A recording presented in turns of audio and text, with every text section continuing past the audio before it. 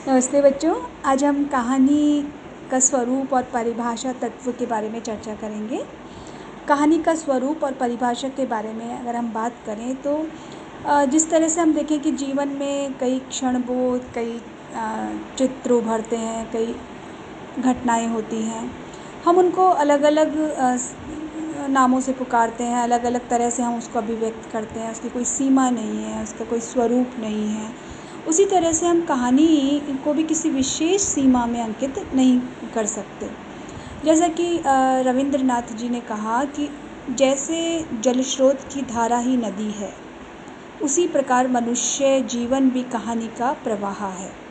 तो जैसे नदी बहती रहती है, पानी बहता रहता है, जहाँ जहाँ उसको जगह मिलती है, उसी तरह से तो घटनाएं भी हमारे जीवन में उसी तरह से नदी की धारा के तरह परिवर्तित होती रहती है, घटती रहती है।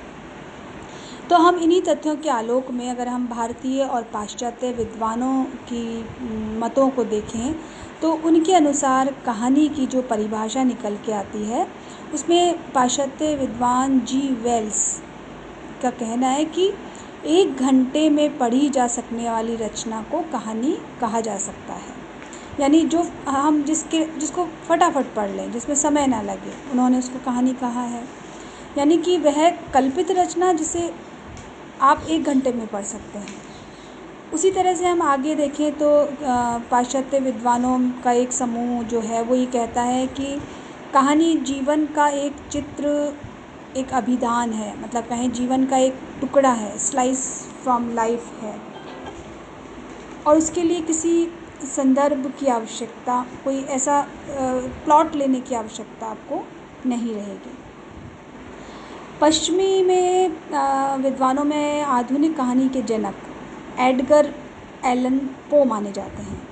उन्होंने कहानी की परिभाषा जो दी है वो संक्षिप्त और इस तरह से दी है कि कहानी बिल्कुल शॉर्ट स्टोरी होनी चाहिए। वो कहते हैं कि कहानी एक ऐसा संक्षिप्त आख्यान है जो एक ही बैठक में पढ़ा जा सके, जिसकी रचना पाठकों पर प्रभाव डालने के लिए की गई हो, जिसमें प्रभाव वर्धन में सहायक न होने वाले प्रसंगों का नितांत अभाव हो। तो इस प्रकार उनका कहना रहा कि प्रभावशीलता हो, कहानी संक्षिप्त हो और इस तरह की हो कि उसमें कोई सीमा ना बंधी हो। तो एडगर एलन पो ने जो कहानी की एक ऐसी गद्य कथा को जो जल्दी से पढ़ी जा सके, शीघ्रता से पढ़ी जा सके, वह माना।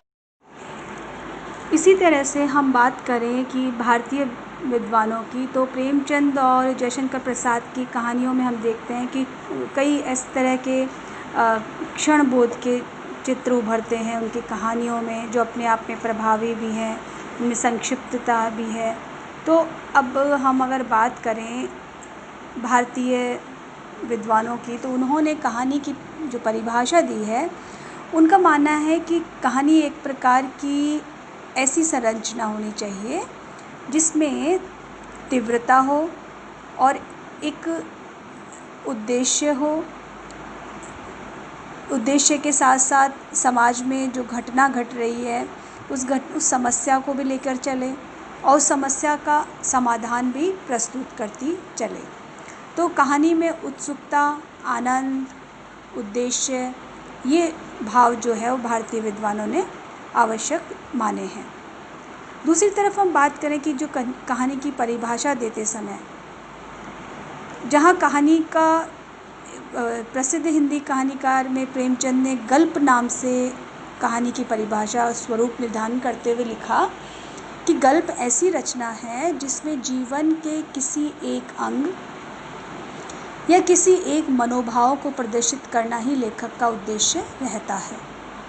उसके चरित्र, उसकी शैली, उसका कथा विन्यास सब उसी एक भाव को पुष्ट करते हैं। तो कहने का मतलब हुआ, यहाँ प्रेमचंद जी कहते हैं कि भावाभिव्यक्ति को उन्होंने केंद्र में माना है।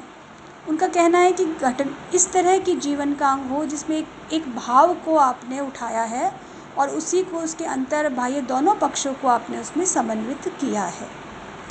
कहानीकार जैनेंद्र क्या कहते हैं कहानी के बारे में, देखिए। उनका कहना है कहानी तो एक भूख है जो निरंतर समाधान पाने की खोज करती है। हमारे अपने सवाल होते हैं, शंकाएं होती हैं, चिंताएं होती हैं और हम ही उनका उत्तर, उनका समाधान खोजने का सतत प्रयास करते रहते हैं। हमारे प्रयोग होते रहते हैं, उदाहरणों और मिसालों की खोज होती रहती है। कहानी उसी खोज के प्रयत्न का एक उदाहरण है। तो जैनेंद्र जी अपनी इस परिभाषा में कहानी के जो जीवन में जो हमारी समस्याएं हैं, जो प्रश्न घिरे हुए हैं, उन्हीं का बिंबन कहानी के माध्यम से वो मानते हैं। कहानी को जीवन की प्रतिछाया बताते हुए अज्ञे क्या कहते हैं, देखिए उनका कहना है कहानी जीवन की प्रतिछाया है और जीवन स्वयं एक अधूरी कहानी है, शिक्षा है जो उम्र भर मिलती है और समाप्त नहीं होती। तो इसमें देखिए वो कह रहे हैं कि कहानी की उपयोगितावादी जो उनका रुख है, उनका महत्व है, वो कहानी को एक ऐसी जीवन के साथ जुड़ी हुई छाया है जो आपको हमेशा संदेश देती रहती है, आगे जो भी है आपके अनुभव हैं उनको बताती रहती है। इसी तरह से ईलाचंद्र जोशी जी का कहना है कि जीवन का चक्र नाना परिस्थितियों के संघर्ष से उल्टा सीधा चलता रहता है और इस सुवृहत चक्र की विशेष जो परिस्थिति का प्रदर्शन ही कहानी है। तो कहानी में जीवन के ही विशेष क्षण का चित्र उन्होंने माना है। तो हमने देखा कि जो परिभाषाएं हैं इन सब में जीवन सापेक्षता को लेकर, जो जीवन में घटनाएं हैं उनकी भावाभिव्यक्ति को लेकर, उनकी संक्षिप्तता को लेकर, उनकी प्रभावशीलता को लेकर परिभाषाएं दी गई हैं। जो कहानी के रसवादी दृष्टि से कहानी की जो परिभाषा आचार्य देते हैं उसमें रामकृष्ण दास जी का क्या कहना देखिए। उनका कहना है कि आख्यायिका यानी कहानी, आख्यायिका में सौंदर्य की एक झलक का रस होता है।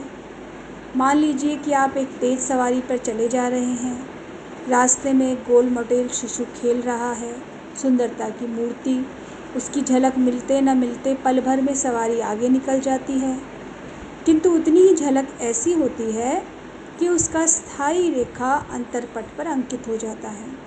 यही काम कहानी भी करती है। तो देखिए इस तरह से उन्होंने माना है कि एक जब हमारे भीतर रस उत्पन्न हुआ, एक झलक, एक भाव को देखकर, और वो सौंदर्य का वो क्षण जो है वो वहीं समाप्त नहीं हुआ, वो हमारे साथ अंदर तक बैठा और चलता रहा। तो कहानी का प्रभाव भी हमारे जीवन की घटनाओं को इसी तरह हमारे भीतर अंकित करता चलता है। इस तरह से कहानी की भारतीय और पाश्चात्य विद्वानों ने अलग अलग परिभाषाएं दी हैं और इन परिभाषाओं में जो चीज़ निकल के जो आ रही है, जो इसका सार निकल के आ रहा है, वो यही है कि कहानी है एक ऐसी लघु रचना के रूप में है, जो जीवन की घटना है, ऐसी लघु घटना जो प्रभावशाली रूप में हो, संक्षिप्त रूप में हो और जिसमें सौंदर्यकारी भाव भी हो और जो आपके भीतर एक ऐसा सरस सजीव चित्रण उत्पन्न करे और आपकी संवेदना को भाव विभोवित करे, वो कहानी की प्रभावशीलता या कहानी हुई। अब कहानी के तत्वों पर अगर हम चर्चा करें तो जो कहानी की शैली है, जो घटना है जिसे हम कह रहे हैं, उसे किस तरह से उस अनुभूति को आप पाठक तक पहुंचाने में कितने प्रभावशाली रूप में सक्षम हैं। जो जीवन के क्षण हैं, घटना है, विचार हैं, वो मात्र उसी से कहानी नहीं बनती है। कहानी में कई ऐसी संप्रेषणीयता का भाव, ऐसा उसको प्रभावशीलता का भाव होना आवश्यक है जो कि उस कहानी को पल्लवित करे और उसे अपने पात्रों, वातावरण, संवाद और शैली, इन सब के माध्यम से वो समग्र प्रभाव छोड़ने वाली बने। कहानी में कथ्य उद्देश्य ये होना आवश्यक है ये इसके प्रथम आधार हैं और इन्हीं के आधार पर कहानी की रचना की जाती है। तो आधुनिक भारतीय और पाश्चात्य आलोचकों ने कहानी के जो मुख्य तत्व माने हैं, उन तत्वों में हम देखें कि पहला तत्व है कथावस्तु या कथानक, दूसरा है पात्र चरित्र चित्रण, तीसरा आता है संवाद, चौथा वातावरण, पांचवा भाषा शैली और छठा उद्देश्य। तो इन तत्वों के आधार पर ही कहानीकार अपनी कहानी की रचना करता है। जहाँ तक बात रहती है कथा वस्तु की, तो कथा वस्तु में कहानी की जो संक्षिप्त घटनाएं हैं उन्हें केंद्र बिंदु बनाया जाता है और वो वर्णन ऐसा हो जिसमें तारतम्यता भी हो, संबद्धता भी हो, कौतूहलता भी हो। ये कथानक के आवश्यक अंग हैं। वर्णन में सापेक्षता होना, सूक्ष्मता होना कथानक को आवश्यक, कथानक के लिए आवश्यक है। और कथानक में हम देखें कि प्रारंभ के साथ साथ, विस्तार के साथ साथ, कौतूहलता के साथ साथ चरम बिंदु की जो प्रक्रिया चलती है उसमें रोचकता, नाटकीयता और कौतूहल वर्धकता इसलिए है कि वो पाठक को इस तरह से प्रभावशील बनाए रखे, उसे उसके चित्त में एक आकर्षण का भाव रखे और यही भाव जो आरंभ, आरोह, चरम सीमा और अवरोह का जो भाव है, वो भाव पाठक को अपने उद्देश्य पूर्णता में सहायक होता है। कहानी का जो कथ्य है, उद्देश्य है, कहानीकार तभी वहाँ पहुँच सकता है जब पाठक उससे संप्रेषित हो जाए, साधारणीकरण उसमें हो जाए। तो ये कथानक का आवश्यक आधार रहा। जहाँ तक बात पात्र और चरित्र चित्रण की है, तो इसमें कहानी की जो संक्षिप्तता है उसी के अनुकूल पात्रों की और चरित्र की भी हम देखते हैं कि सीमाएं हैं, वो संक्षिप्त होने चाहिए।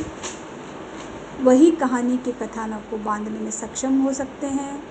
कहानी के पात्रों में आत्मकथानक जो कहानियाँ हैं, आत्मकथात्मक कहानियाँ या कहीं पूर्व दीप्ति वाली पद्धति की, मनोश्लेषणात्मक पद्धति की जो कहानियाँ हैं, उनमें चरित्र चित्रण में सजीवता लाने के लिए इस तरह के पात्र पात्रों के अनुकूल ही चरित्र चित्रण घटनाओं से जुड़ते चले जाते हैं।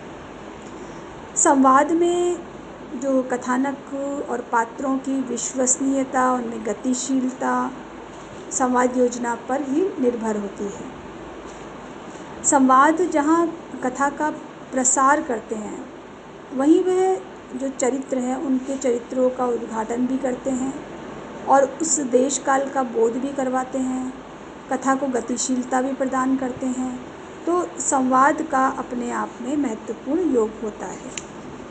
वातावरण और देश वातावरण का कहानी में एक सजीवता लाने के लिए, कहानी के पक्ष में और उसमें उसके वातावरण के माध्यम से ही वह प्रभावशाली सजीवपूर्ण सहज स्वाभाविक रूप में अभिव्यक्त हो सकती है। भाषा शैली कहानी के लिए एक सुबोधगम्य ऐसी शिल्प शैली है जिससे वो पाठक पर अपना प्रभाव पूर्णतः डाल सकती है। एक साधारण जन के लिए कहानी की भाषा शैली उस तक पहुंचाने का एक ऐसा माध्यम है जो कि न केवल कहानी और कहानीकार के उद्देश्य को पूर्ण करता है, वरन एक कहानीकार के जो उसका दायित्व है उसको भी पूर्ण करता है। इसी के साथ उद्देश्य, जो कहानी की मूल प्रेरणा है, वो कहानी का उद्देश्य जिसको लेकर कहानीकार कहानी लिखता है, वो सामाजिक, राजनीतिक, नैतिक, समाज में जो समस्याएं हैं, जो घटनाएं हैं, उनको लेकर वह कहानी एक संदेश के रूप में अंतर्निहित रहती है। और इसे प्रेमचंद जी के शब्दों में अगर हम देखें तो कहते हैं, जिसमें जीवन के किसी अंग पर प्रकाश न पड़ता हो, जो सामाजिक रूढ़ियों की तीव्र आलोचना न करती हो, जो मनुष्य में सद्भावों को दृढ़ न करे या जो मनुष्य में कौतूहल का भाव जागृत न करे, कहानी नहीं है। तो देखिए, वो कहानी हो ही नहीं सकती जिसमें कि समस्या को न उठाया गया हो और जिसमें जो सामाजिक रूढ़ियाँ की आलोचना ना हो और सद्भाव ना हो। इस तरह से कहानी के उद्देश्य और संप्रेषण के लिए ये आवश्यक है। तो ये हमारे कहानी के तत्व रहे हैं।